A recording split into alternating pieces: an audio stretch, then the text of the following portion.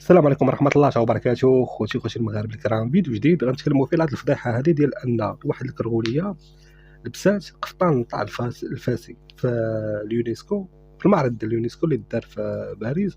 ونقول لكم علاش لبساتو، السبب، وجبنا لكم الفيديو، المقطع اللي دازو فيه الجزائريات لابسين اللباس التقليدي المغربي والعثماني.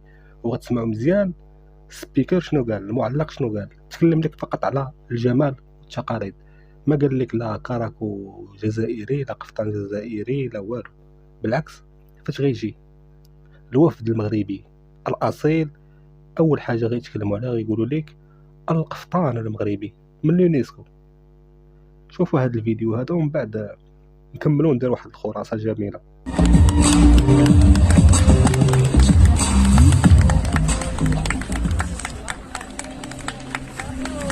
Nous remercions chaleureusement l'Algérie pour avoir partagé avec nous son talent, sa tradition et sa beauté.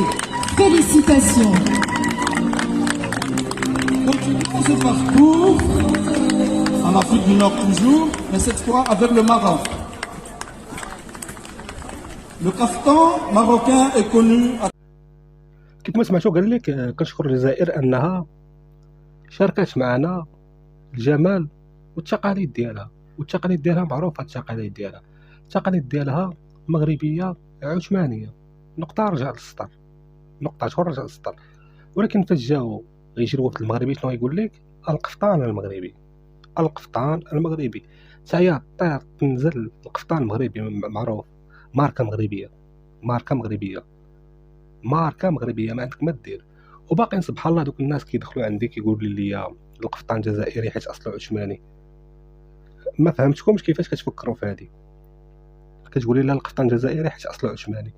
ملي اصله عثماني راه عثماني ماشي جزائري، بالعقل والمنطق. بغينا غير نفهموكم كيفاش كتفكروا نتوما، كيفاش لحق القفطان عثماني لكن اصله جزائري. ما يمكنش، ما راكباش. وهذا هو الفرق بيننا وبينكم. المغربي الحر، ولد الحر ما عاد ما كيورث ما عند جدو اللي مخلي له الثقافه والحضاره. والجزائري ما عاد ما كيورث ما عند المستعمر العثماني، وكيسرق من المغربي اللي هو الاصل في شمال افريقيا وكينسب للمحتل. وهذا هو الفرق بيننا وبينكم. بخصوص هذه المساله ديال التقاليد والتراث تكلمنا عليها بزاف. لا يمكن لدوله الجزائر ان يكون عندها تقاليد وتراث، مستحيل. علاش؟ لانهم يلا نشأوا الدوله ديالهم في 62.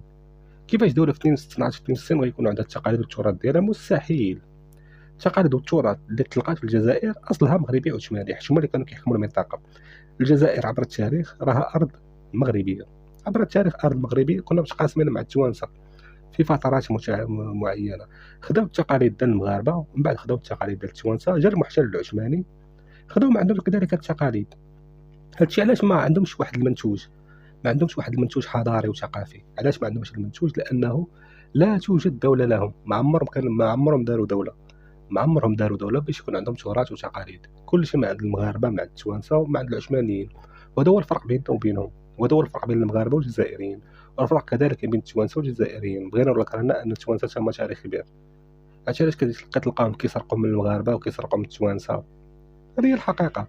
الا بغيتي انك تكون كداعي عندك تراث، اول حاجه واللي مهم في هادشي كامل خاص تكون عندك الدوله. هاد الدوله هذه اللي نتجات هاد الحضاره هذه، اللي نتجات هاد التراث.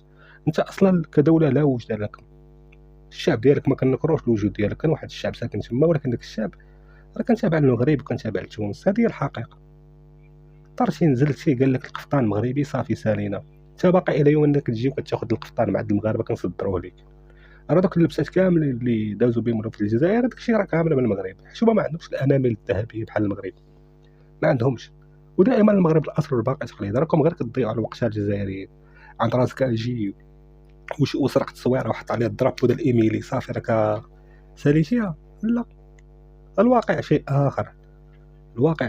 احنا خلينا لكم مواقع التواصل الاجتماعي، كذبوا كيف ما بغيتوا، ولكن الواقع المغرب الاصل والباقي تقليد من اليونسكو. القفطان مغربي صافي سالينا. يلا خوتي، السلام عليكم. ديما مغرب الله الوطن الملك.